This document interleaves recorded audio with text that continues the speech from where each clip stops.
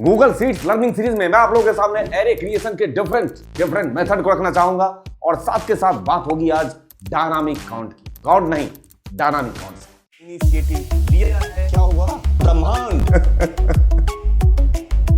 ये मैंने Google sheets open कर लिया और पहले बात होगी एरे क्रिएशन से पहले उसके कॉन्सेप्ट की। आप जब भी एरे क्रिएट करेंगे तो इक्वल टू के साथ उसे हाउस ऑफ एरे के अंदर रखना होगा। ये होता है हाउस ऑफ एरे। आप इस तरीके से एरे क्रिएट करेंगे। अब अगर आप इस हाउस ऑफ एरे के अंदर एरे एलिमेंट को स्टोर करके रखना चाहते हैं तो आपको कॉमा सेपरेटर पास करना होगा। अगर आप वो एलिमेंट कॉलम में सेपरेट करके रखना चाहते हैं, मतलब आप यदि 1, 2, 3 ऐसे रखेंगे तो ये वैल्यू को इस तरीके से रखेगा। देखिए, कॉलम में रखेगा 1, फिर सेकेंड कॉलम में, फिर थर्ड कॉलम। ये है कॉलम की वैल्यू। अगर आप इन वैल्यूज को रो में रखना चाहते हैं तो कॉमा की जगह पे यहां पे सेमी कॉलम, ये साइन लगेगा। Enter press. अब आपको रो में डेटा दिखेगा।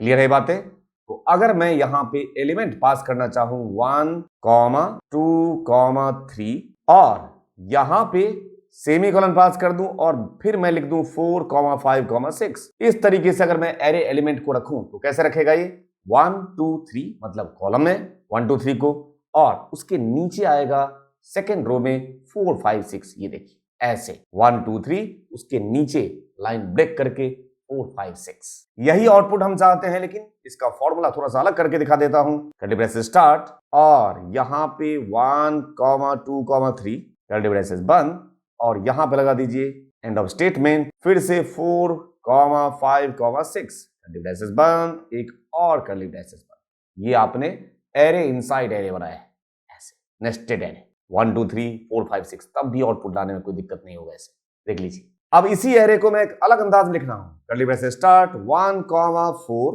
और टर्मिनेट कर दीजिए यहीं पे 2, 5, फिर से टर्मिनेट और 3, 6 कर्ली ब्रेसेस बंद, एंटर प्रेस। देखिए आउटपुट कैसे लाया 1, 2, 3, 4, 5, 6। क्यों लेकर आ पाया? ऑफ कोर्स पहले आपने 1 लिखा, फिर आपने 4 लिख दिया, 1 के बगल में आ जाएगा 4, यहां 1 लाया, 4 लाया, फिर आपने लिखा 2, 5 और 3, 6। अलग अलग कॉलम में, लेकिन दिखने में कैसे आएगा? पहले 1, 2, 3, 4, 5, 6 ऐसे डिस्प्ले हो रहा होगा इस एरे के डिस्प्ले। या इसी को अगर मैं नेस्टेड एरे के थ्रू रिप्रेजेंट करना चाहूं ऐसे, तो 1, 2, 3 कर्ली ब्रेसेस बंद और 4, 5 और 6 कर्ली ब्रेसेस ये वाला बंद, एक और बंद, एंटर प्रेस। अभी भी आउटपुट वैसे ही आएगा 1, 4, 2, 5, 3, 6। देख लीजिए कैसे लेके आ रहा। देख रहे हैं मैं एरे को रिप्रेजेंट करने का अलग अलग तरीका बता रहा हूं। अब आप बताओगे कि ये एरे तो क्रिएशन आपने बता दिया, इसका यूज तो बताओ कि मैं रियल टाइम में कहां पे काम करने के दौरान ये चीजें यूज करके देखना चाहूंगा। अब एग्जांपल के तौर पे अगर मुझे इन वैल्यूज का टोटल करना है तो मैंने पास कर दिया सम,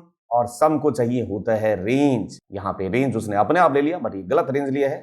मैं D32 से E34 तक देना चाहूं, D नहीं E। हो गया 21 आपके सामने टोटल है। और अब मुझे इसका अगर काउंट भी चाहिए तो मुझे अलग से यहां पे काउंट पास करना होगा। मुझे करना होगा काउंट और तब जाके मुझे ये रेंज देना होगा इन वैल्यूज का। तो ये काउंट मुझे बताए। क्लियर है?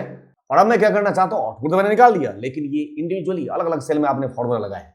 ऐसा नहीं करना है। मैं यहां पे पास कर रहा हूं इक्वल टू, और कर्ली ब्रेसेस के अंदर मतलब एरे बनाते हुए तब पास किया है सम। ये पहला रेंज ब्रैकेट बंद, और यहां पे मुझे डिफरेंट लाइन में चाहिए ना, जैसे 21 और 6 लिखा हुआ है सम और काउंट, वैसे ही मैं एंड ऑफ स्टेटमेंट लगा दूंगा। तो पहले वाले सेल में आ जाएगा सम और दूसरे वाले सेल में आना चाहिए काउंट। एक साथ यहां पे मैं फॉर्मूला लगाने की कोशिश कर रहा हूं। ब्रैकेट बंद और कर्ली ब्रेसेस भी बंद। आपने एरे के फॉर्म में फॉर्मूला को पास किया है। ठीक है, आउटपुट देखिए आपके सामने वही आएगा। आपने फॉर्मूला एक ही सेल में, देख रहे हैं, सिंगल सेल में आपने मल्टीपल फॉर्मूला लगाया है काम की चीज। ये है ब्यूटी इस एरे की। इसका रियल टाइम यूज भी मैं बताने की कोशिश करता हूं। जैसे कि अगर आप इस डेटा सेट को देखें जिसमें प्रोडक्ट का नाम रखा हुआ है और सेल्स अमाउंट रखा हुआ है, मैं चाहता हूं लिस्ट ऑफ प्रोडक्ट यहां पे डिस्प्ले हो जाना चाहिए जिसका सेल अमाउंट ग्रेटर देन 30,000, या इसमें से कोई और 50,000 या 75,000, कोई भी इसमें से ड्रॉप डाउन में से जो मैं सेलेक्ट करूं वैल्यू, उससे ग्रेटर देन वाली वैल्यू सेल्स अमाउंट यहां पे आपके सामने, इनका जो प्रोडक्ट का नाम यहां पे डिस्प्ले हो जाए, लिस्ट ऑफ प्रोडक्ट। उसके लिए इस डेटा सेट में से मुझे फिल्टर कराना होगा। इक्वल टू फंक्शन पास करूंगा फिल्टर रेंज, ये रहा रेंज जिसमें से फिल्टर करके लेके आना है, कॉमा उसके बाद कंडीशन, तो कंडीशन में मेरे पास इसके बेस पे लॉजिक लगेगा, ये value greater than equal to भी ले लेते हैं, चलिए ग्रेटर देन इक्वल टू 30,000, ठीक है, ब्रैकेट बंद और एंटर प्रेस। अब इसने आपको क्या दिखाया, जिसकी वैल्यू 30,000 से ज्यादा हो। अगर मैं यहां पे चेंज करूं 75,000, ये वो लिस्ट है जिसकी वैल्यू 75,000 से ज्यादा हो। अगर मैं 50,000, सेम ही अमाउंट दिख रहा है, 50,000 से ज्यादा वाले 2-3 और कर देते हैं। यहां पे ले लेता हूं मैं 55, 1, 2, 3, देख लीजिए एक प्रोडक्ट इसमें और ऐड हो गया।